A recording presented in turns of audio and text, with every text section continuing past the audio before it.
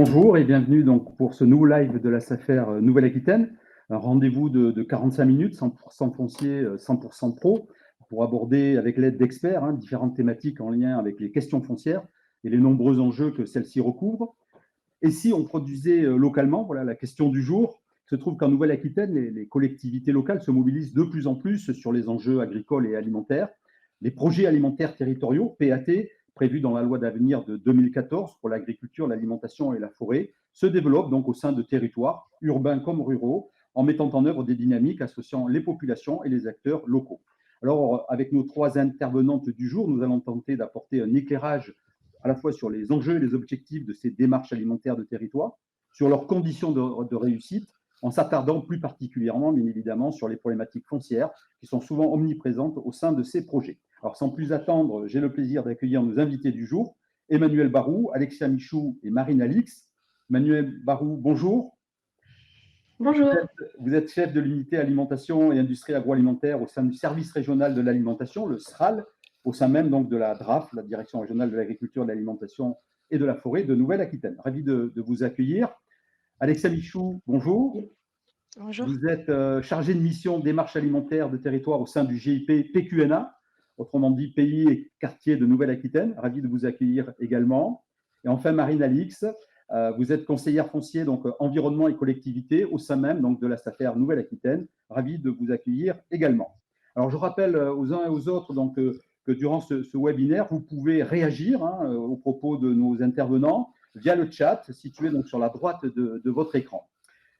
Pour démarrer donc, ce live consacré donc, aux démarches alimentaires territoire, une première série de questions pour vous, Emmanuel Barou. Donc, je rappelle, vous êtes chef de l'unité alimentation et industrie agroalimentaire au sein du SRAL, à la DRAF Nouvelle-Aquitaine. Peut-être pouvez-vous, pour camper le décor, nous dire ce que sont les enjeux collectifs qui sont derrière ce type de démarche alimentaire de territoire. Oui, alors les projets alimentaires territoriaux sont bien sûr des projets élaborés de manière concertée à l'initiative des acteurs d'un territoire et répondent à un certain nombre d'objectifs, mais ces grands objectifs sont principalement l'ancrage territorial, la résilience alimentaire et la santé, et traitent ainsi de différents enjeux, on va dire, transversaux. Il traite d'enjeux économiques d'abord, avec par exemple des actions en faveur de la structuration et de la consolidation des filières sur un territoire, avec des objectifs de rapprochement de l'offre et de la demande, de maintien de la valeur ajoutée, de contribution à l'installation d'agriculteurs.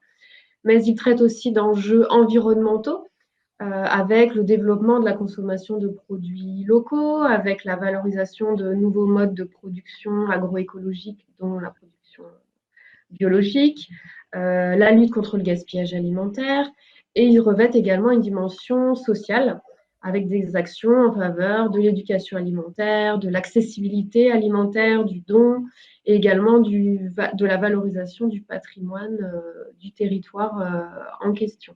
Donc des enjeux variés, partagés et collectifs. Donc on est bien sur les trois piliers en fait d'un développement durable, en fait, économique, environnemental et social. C'est ça. Et le point de départ de ce type de démarche, qu'est-ce qui fait que ce type de démarche peut s'enclencher? Quels sont les ressorts en fait au départ? Alors, donc pour rappel, ce sont des démarches volontaires. Il n'y a rien n'est imposé. Le point de départ, c'est souvent une volonté politique d'un territoire, d'une collectivité, etc., mais qui peut avoir plusieurs origines. Tout simplement, tout récemment, suite à la crise du Covid, où on a constaté qu'il y avait vraiment un engouement pour les circuits courts, donc l'idée de continuer à se développer dans ce domaine-là. Une volonté de donner accès à la population à une alimentation de qualité, de saison, ou alors l'idée d'origine peut être l'idée de faire reconnaître et valoriser son terroir, les produits agricoles et alimentaires de ce territoire en question. Une autre origine, ça peut être la préservation des terres agricoles. Ou alors tout simplement le fait d'identifier le besoin de structuration d'initiatives existantes déjà sur un territoire. parce que bien souvent, de nombreuses actions sont menées sur un territoire en question, et donc il peut y avoir la volonté de donner un cadre à tout ça et de les intégrer à une politique vraiment de l'alimentation pour ce territoire. Donc, cette volonté de structuration.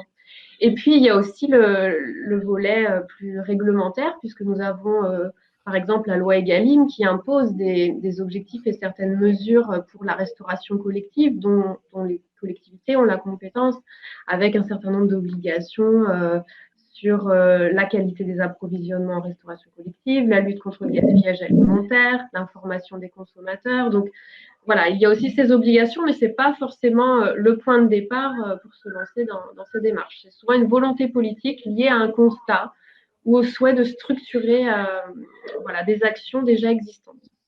Emmanuel, merci pour la précision. Alexia Michou, je viens vers vous. Je rappelle que vous êtes chargé de mission, donc démarche alimentaire territoire au sein du GIP Pays et Quartier de Nouvelle-Aquitaine. Pour l'heure, là, on va allègrement de projets alimentaires de territoire en démarche alimentaire de territoire. De quoi est-ce qu'on parle exactement pour bien préciser les choses? Ouais, merci Philippe. Alors peut-être pour repréciser, parce qu'effectivement ces termes sont souvent un peu mélangés. En fait, bon, nous on a décidé à PQNA de parler de démarche alimentaire de territoire parce qu'on anime le réseau de démarches alimentaires de territoire, dont font partie évidemment les projets alimentaires de territoire.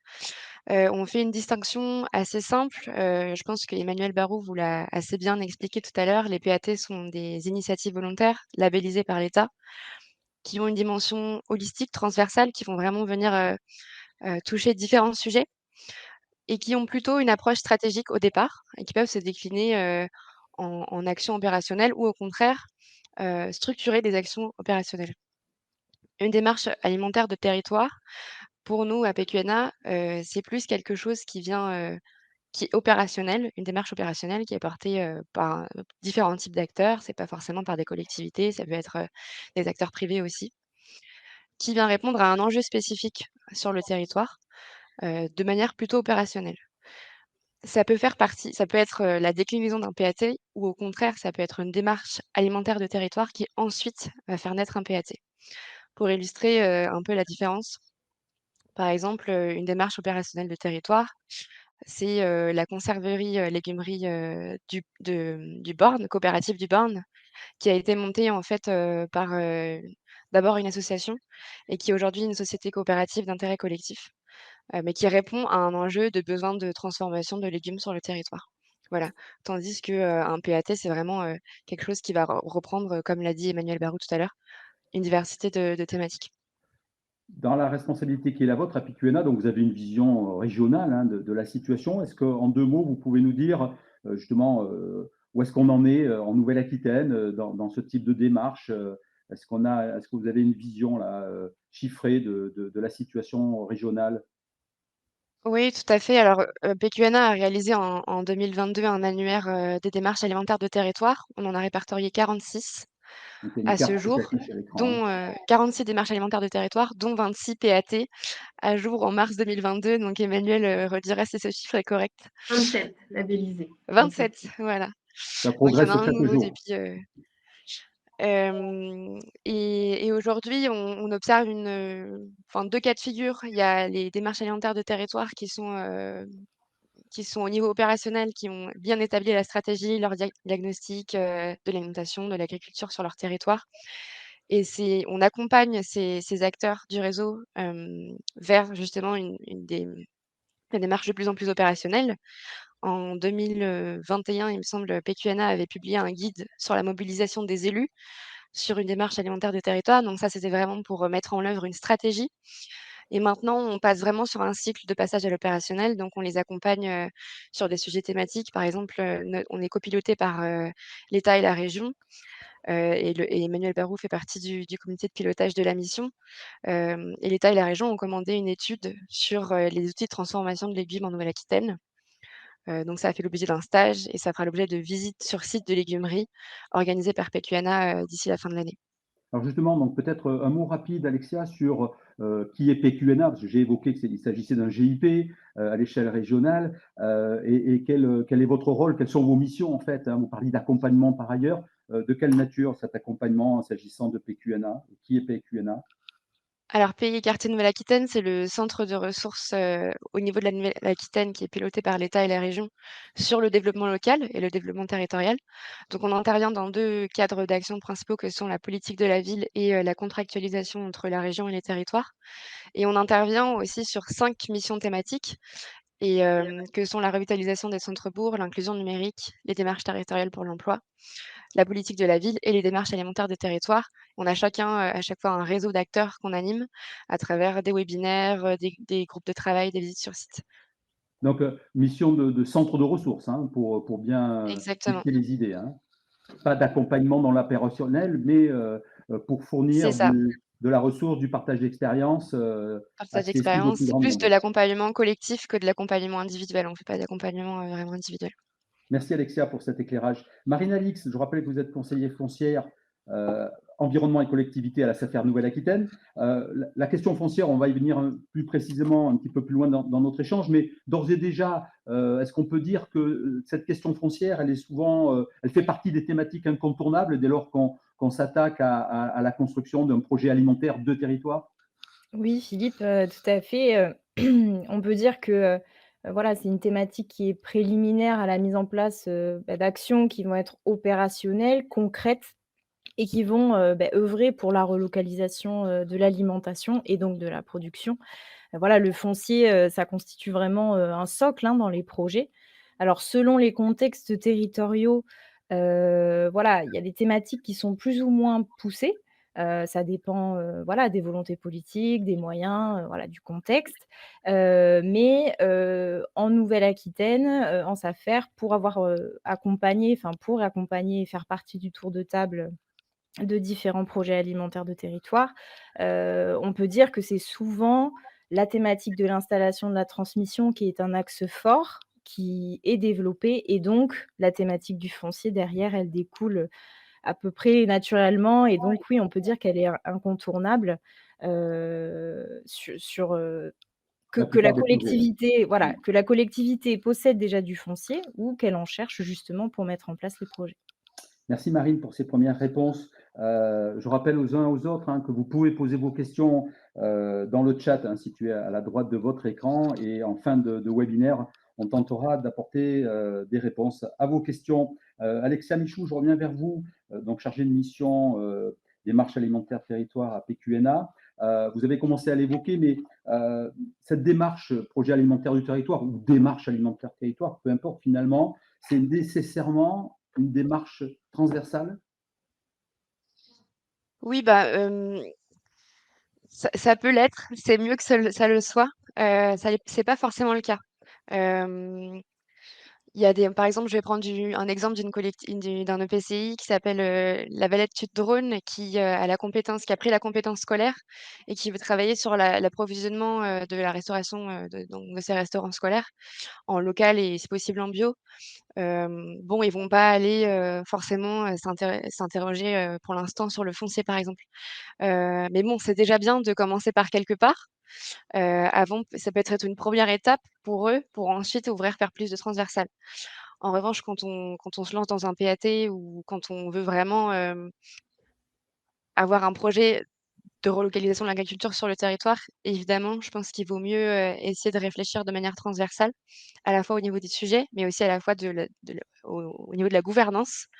Parce que pour lancer un tel projet, en fait, ça se fait pas tout seul. Il faut que les élus, en charge du développement économique ou de la transition alimentaire ou que sais-je, aillent chercher les autres élus et la transversalité est vraiment importante pour pérenniser, en fait, la dynamique.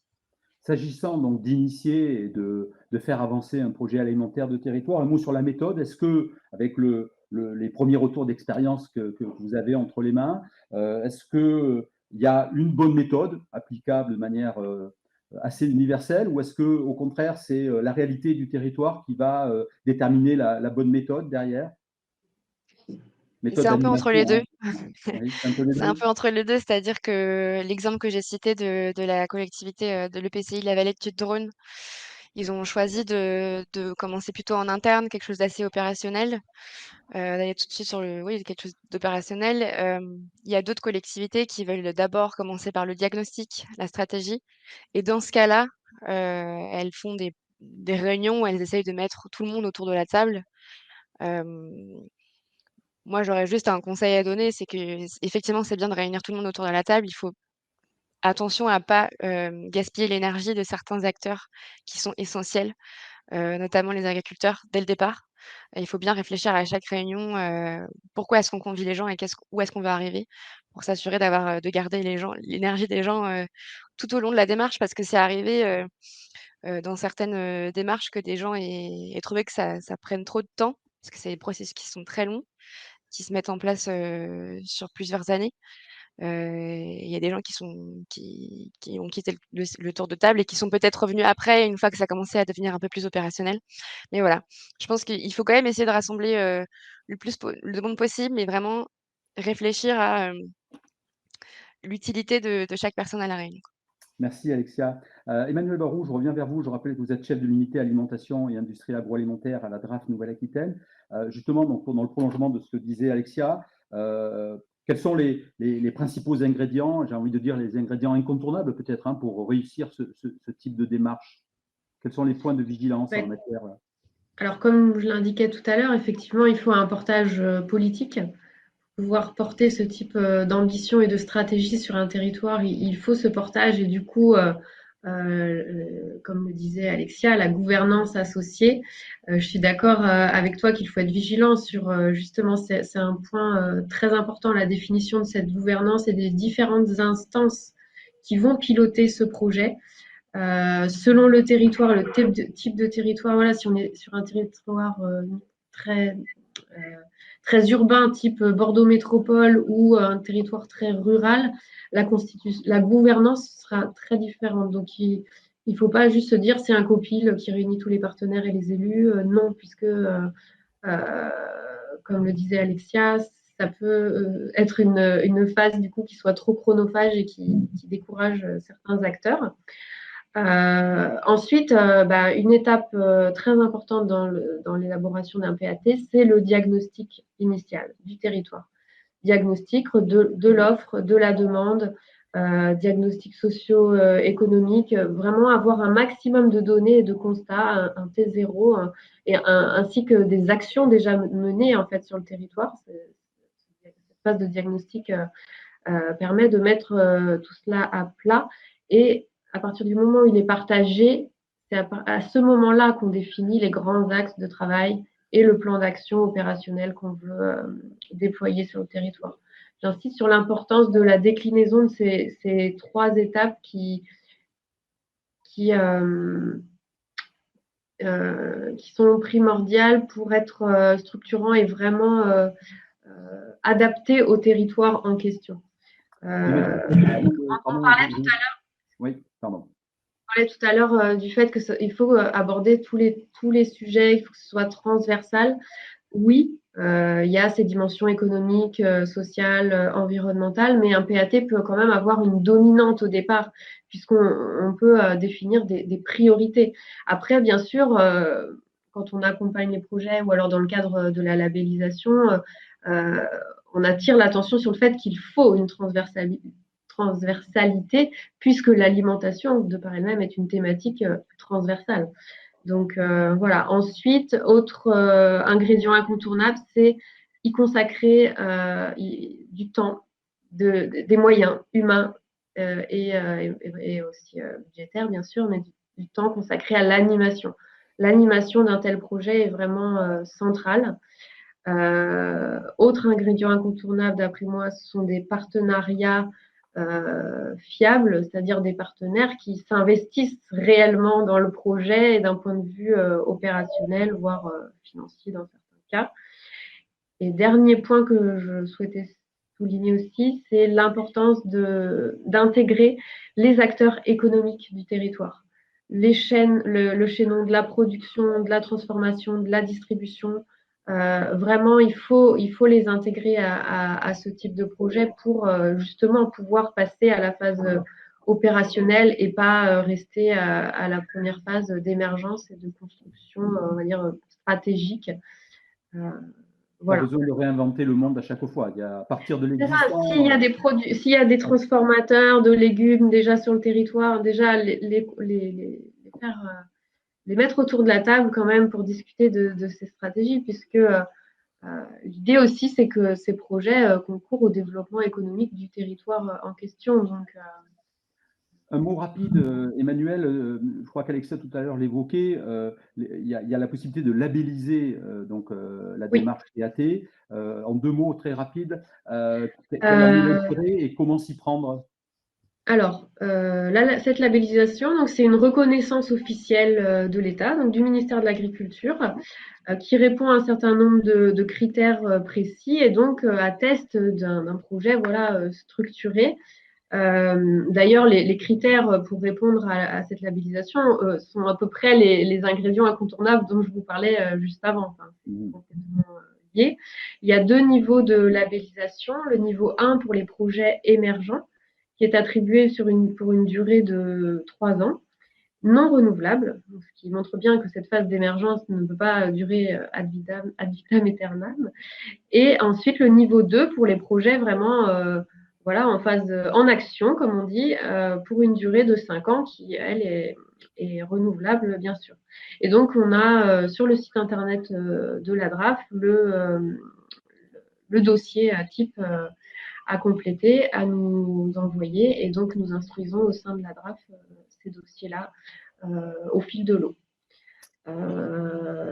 L'intérêt, c'est la visibilité donnée au projet avec l'utilisation d'une marque officielle du ministère de l'Agriculture, la valorisation auprès du public et des partenaires et plus ponctuellement donner accès à des dispositifs d'aide financière comme ça a été le cas en 2021 dans le cadre du plan de relance par exemple.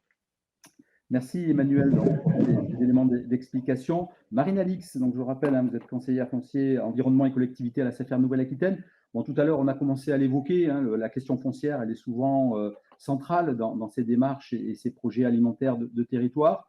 Quel rôle et quelle mission, j'ai envie de dire, pour la SAFER Nouvelle-Aquitaine que vous représentez aujourd'hui dans l'accompagnement de ces projets? Alors, aujourd'hui, les affaires, elles peuvent accompagner ce type de démarche, donc projet ou démarche alimentaire de territoire. Nos missions en SAFER, elles ont beaucoup évolué depuis leur création en 1960. Depuis les années 90, on accompagne les projets de développement rural, de même que les projets de protection de l'environnement et des paysages. Donc aujourd'hui, on est un outil dédié pour répondre aux besoins des collectivités en matière de foncier et appliqué à ce contexte de projet alimentaire de territoire. J'ai envie de reprendre 2 temporalités finalement qu'on a commencé à aborder et sur laquelle on peut différencier notre rôle ou notre mission. On le disait, dans une phase de construction du PAT, donc on est plutôt dans une phase de concertation. Et donc la SAFER peut être présente dans le tour de table pour conseiller, pour aiguiller les collectivités dans l'élaboration de la stratégie foncière et donc apporter voilà, l'expertise, les connaissances qu'elle a du contexte local et des enjeux fonciers. Donc ça, c'est un peu la première temporalité. Et je vois une seconde temporalité où là, on rentre davantage dans l'opérationnel et où la collectivité, si elle porte voilà, le PAT, elle se pose la question de l'approvisionnement du territoire en produits locaux pour répondre aux besoins de la population. Et donc cette réflexion, elle est née du constat qu'il y a un besoin d'accroître la production sur le territoire. Et donc pour l'accroître, il faut des agriculteurs. Alors pour accroître le nombre d'agriculteurs, enfin le nombre de productions plutôt, on peut mettre en place des nouvelles productions via l'installation de nouveaux agriculteurs. Donc dans ce cas-là, on aura besoin de foncier nécessairement derrière. Mais aussi, on peut mobiliser une ressource qui existe déjà et qui contribuera finalement au gain de production locale. Ce sont les agriculteurs eux-mêmes qui sont déjà en place. C'est-à-dire que la collectivité, elle a la possibilité de contractualiser avec ses agriculteurs. Et ces agriculteurs, ensuite, ils s'engagent à produire en fonction d'un cahier des charges qui peut être formulé par la collectivité, dimensionné ensemble et assurer la sécurisation des débouchés aussi pour les produits des agriculteurs. Et donc cet autre regard finalement sur la production locale, Elle va s'articuler avec les acteurs qui sont déjà en place, tels que les chambres d'agriculture, les coopératives, etc. Et donc, il y a une réelle articulation à avoir entre ces deux modes d'action, c'est-à-dire apporter de nouvelles productions, mais faire avec les agriculteurs également qui sont déjà installés. Parce qu'on peut venir dynamiser un territoire avec des nouveaux agriculteurs, mais il faut veiller à finalement l'adéquation entre l'offre et la demande de produits alimentaires. Donc là, il y a un intérêt avec le diagnostic qui est souvent fait en amont, dont parlait Emmanuel. Donc il faut dimensionner les besoins et il faut penser à l'insertion dans le tissu local des nouveaux arrivants, des nouveaux agriculteurs et être attentif aux enjeux de concurrence qu'il peut y avoir sur le territoire. Et donc tout ça, ça signifie que voilà, il ne faut pas cloisonner non plus la relocalisation de l'alimentation. Dès lors qu'une collectivité, donc dans ce type de démarche, a besoin de mobiliser du foncier, comment est-ce que cela s'opère? Quelle est la procédure et les outils que la SAFER est capable de mettre à disposition pour mobiliser ce foncier, si tant est qu'il y en ait besoin? Alors, pour la mobilisation du foncier, il y a 2 éléments. Soit on peut s'appuyer sur des opportunités foncières, qui ont lieu sur le territoire. Donc là, c'est un petit peu, le hasard fait bien les choses et on a un porteur de projet, on a un foncier qui se libère, le projet peut naître. Mais finalement, la majeure partie du temps, c'est pas forcément, ce cas de figure.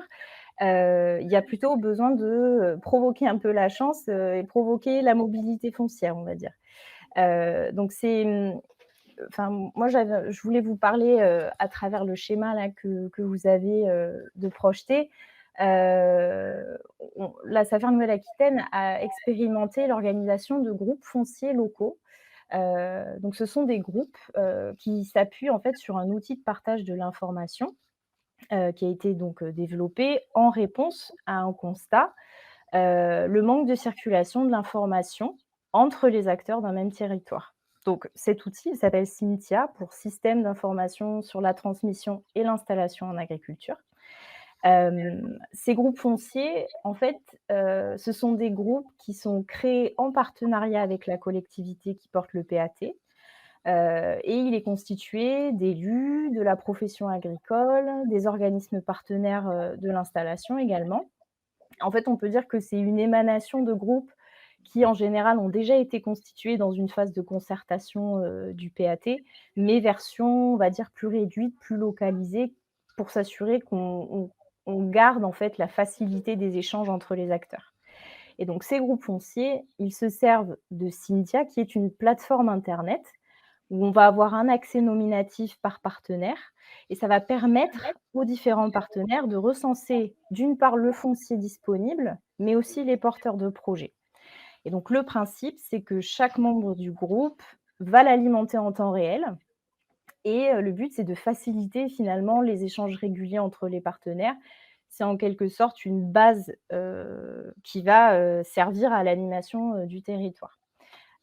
Donc l'objectif de ce groupe, c'est d'une part échanger sur les opportunités foncières.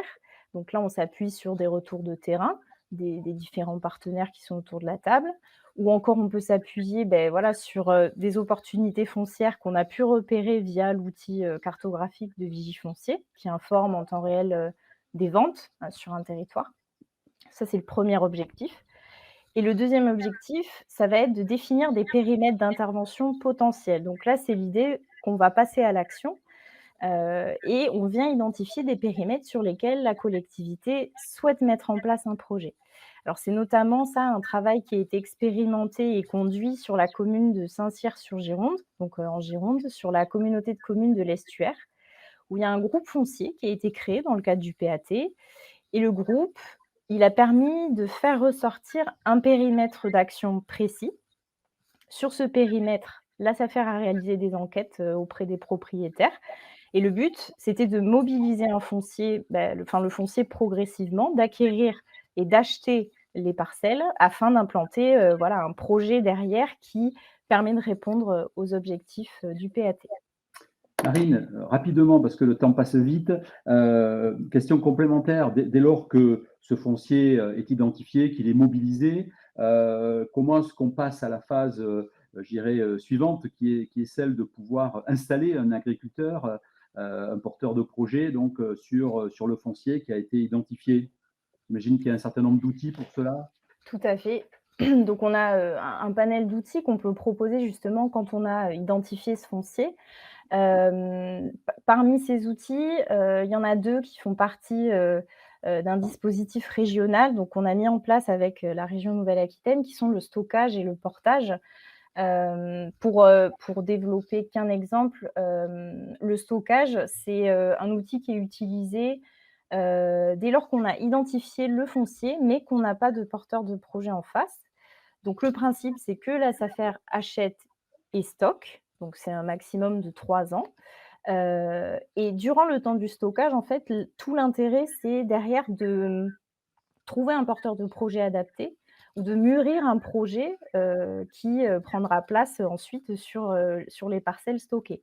Donc c'est J'imagine le que cas. cette phase-là, pardon, je vous coupe, elle se fait aussi avec les partenaires et notamment les chambres d'agriculture, les PAIT qui ont Tout à fait. capacité à identifier des porteurs de projets et à les y accompagner?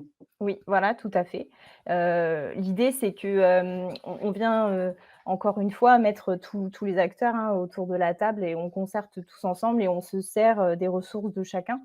Et donc sur le stockage, ça a été le cas, sur la, communauté d'agglomération de Tulle. Dans le cadre du PAT, c'est 11 hectares qui ont été stockés sur la commune de Naves et le temps du stockage, en fait, a permis, à la collectivité de mûrir notamment un projet, de tiers-lieu agricole. Mais donc une fois qu'on a, finalement, ces outils, pour maîtriser le foncier, ce qui est important, c'est de le mettre en lien, ce foncier, hein, avec les porteurs de projets. Et donc il s'agit d'identifier, les porteurs de projets et donc pour ça, comment on fait? On a plusieurs canaux. On peut soit mobiliser les appels à candidature, de la SAFER, c'est-à-dire que chaque bien, que la SAFER vend fait l'objet d'une publicité, et donc les porteurs de projets peuvent se porter candidats durant ce délai pour acheter un bien, donc c'est un délai de 15 jours. On peut aussi faire appel à l'outil, de l'AMI, les appels à manifestation d'intérêt, donc c'est pas un outil, c'est pas spécifique à la SAFER, mais on l'accompagne également. C'est un outil qu'on a notamment déployé sur la commune de Mérignac et qui nous a permis, en fait, de construire un cahier des charges avec la collectivité pour sélectionner des candidats, selon des critères spécifiques et mettre en place, les projets derrière. Puis finalement, vous le disiez Philippe, on mobilise également les partenaires, hein, dans la recherche de porteurs de projets. Donc les partenaires qui sont nombreux, ça peut être les PAIT, les chambres d'agriculture, la profession agricole, Terre de Liens également avec qui on travaille et d'autres acteurs, émergents, sur ces questions d'installation, que sont par exemple Ceinture Verte ou Fernandville. Merci Marine. Je rappelle que vous êtes conseiller foncier, environnement et collectivité à la SAFER Nouvelle-Aquitaine. On arrive presque au terme de ce webinaire avant de prendre les questions de nos internautes. Alexia, Emmanuel, petite question de conclusion, un mot de conclusion. Alexia, dans ce que je comprends, il y a phase 1, la partie mobilisation, diagnostic, état des lieux, fixer des objectifs. Et après, donc, il y a une phase 2 plus opérationnelle. Et j'ai envie de dire, se lancer, c'est le plus difficile finalement. Oser se lancer. C'est sans doute le plus difficile, mais avec des retours d'expérience, on se rend compte aussi que ce qui est difficile parfois, c'est de reconsidérer ce dans quoi on s'est en sans ce dans quoi on s'est lancé. Pour illustrer ce que je viens de dire, j'aimerais juste prendre l'exemple du Grand Villeneuvois, par exemple, qui avait pour projet de construire un outil de légumerie, de transformation du coup de légumes sur son territoire, pour répondre à une question d'approvisionnement local de sa restauration collective.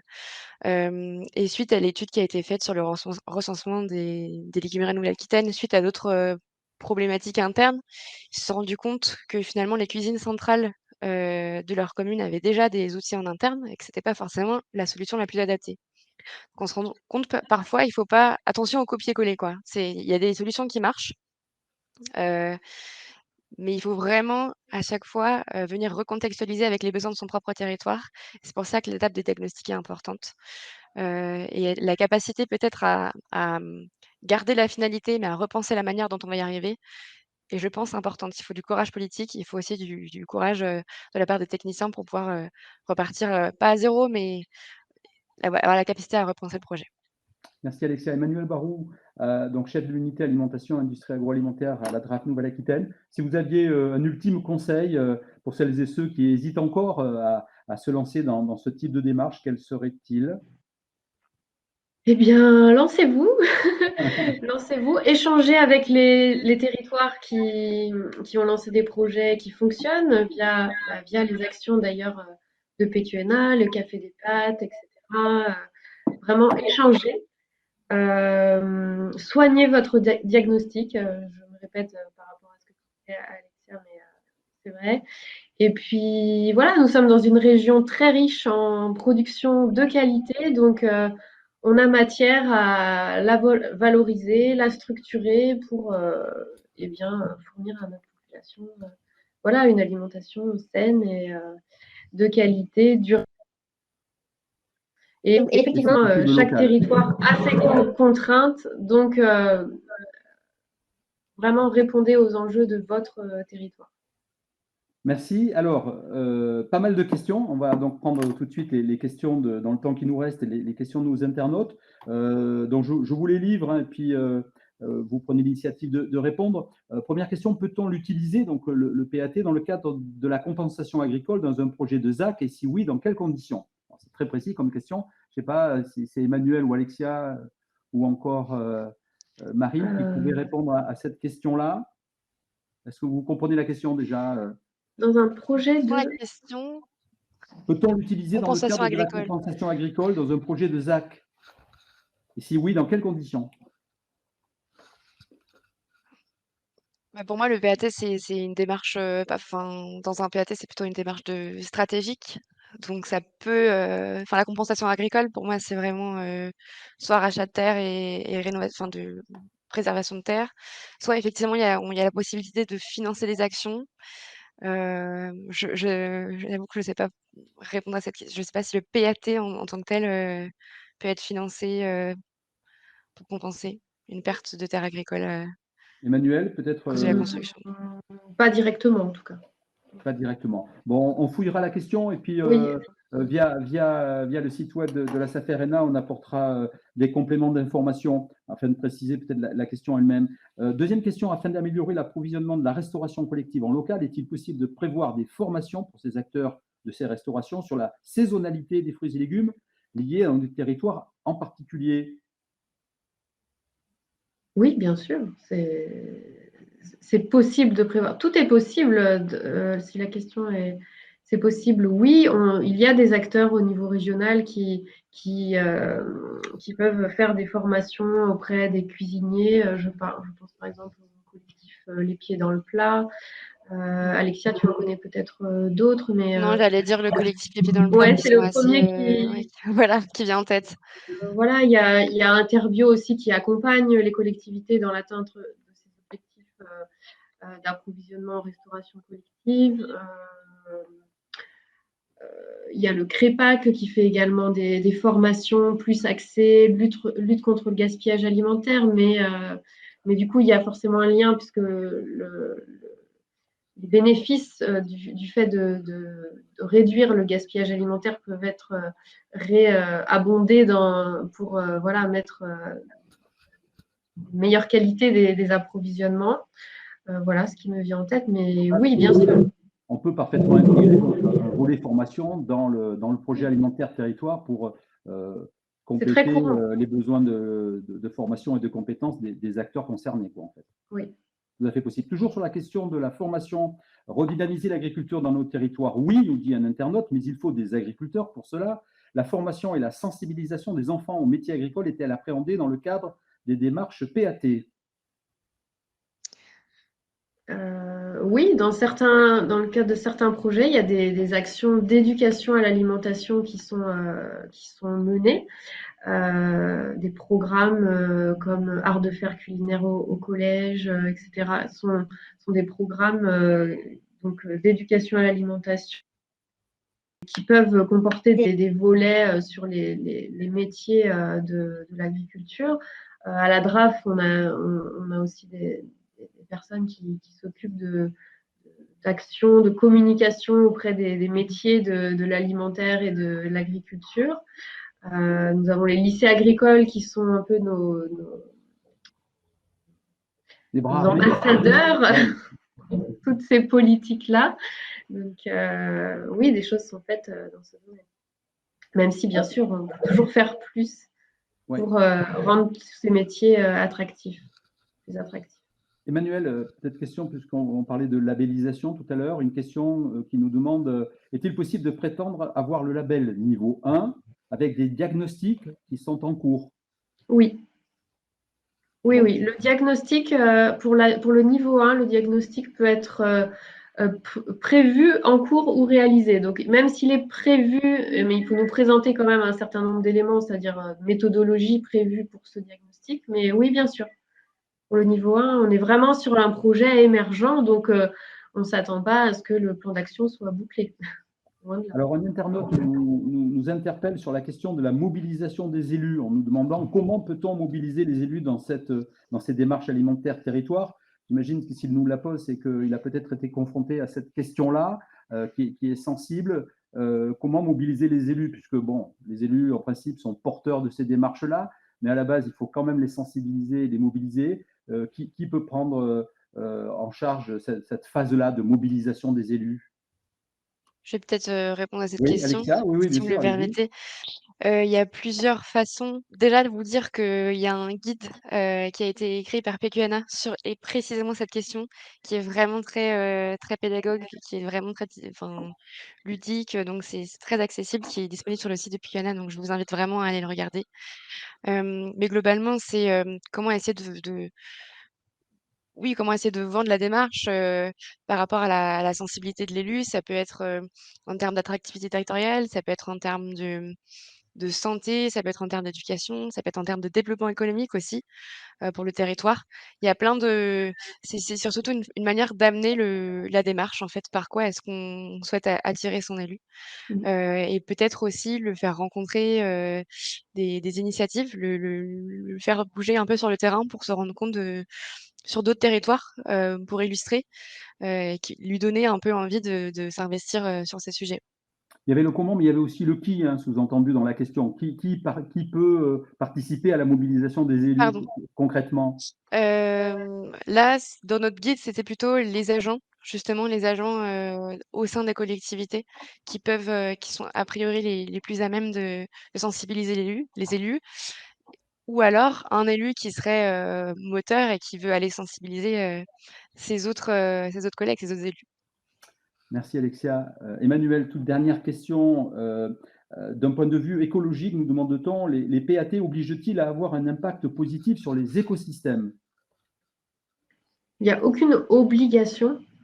Après, on s'attend, comme je le disais en introduction, à ce que les enjeux environnementaux soient quand même abordés d'une manière ou d'une autre. Il n'y a aucune obligation de moyens et de chiffres pour les PAT, mais on s'attache dans l'examen des dossiers à regarder comment le territoire réfléchit à la transition écologique, etc. Mais il n'y a pas d'objectif, on dire, chiffré dans ce domaine pour avoir la labellisation, par exemple. Et toute dernière question à l'adresse de Marine Alix, donc conseillère foncière à la SAFER-ENA. Alors la question est peut-être un peu hors sujet par rapport au sujet du PAT, mais on nous demande, la SAFER est-elle accompagnatrice des projets de mise en œuvre d'un PAEN, périmètre de protection des espaces naturels et agricoles périurbains? Oui, tout à fait. On peut accompagner la mise en œuvre de ces dispositifs forts, hein, de protection des espaces agricoles naturels, de même que les ZAP aussi, les zones agricoles protégées. Et aujourd'hui, on accompagne notamment celui de Bordeaux Métropole, qui est situé sur le parc des Jalles. Voilà, aujourd'hui, on peut être accompagnateur de ces démarches. Merci pour votre réponse. Il me reste à vous remercier toutes les trois. On arrive au terme donc, de ce webinaire. Donc, Emmanuel Barou, Alexia Michou et Marine Alix, je vous remercie vivement hein, donc de cette collaboration. Merci à tous aussi pour votre forte participation. Hein. Je rappelle, plus de 270 inscrits. Vous pouvez retrouver donc l'intégralité de ces échanges grâce au replay sur le site web de la SAFER-ENA. Pour le prochain live, je vous donne rendez-vous le jeudi 1er décembre. Cette fois-ci, donc, on abordera la thématique de la régulation foncière avec un focus tout particulier sur la mise en œuvre de la loi Sans Passe-Tout. Sur ce, donc, je vous souhaite une belle journée et merci encore d'avoir suivi ce webinaire. Merci. Merci. Merci à vous.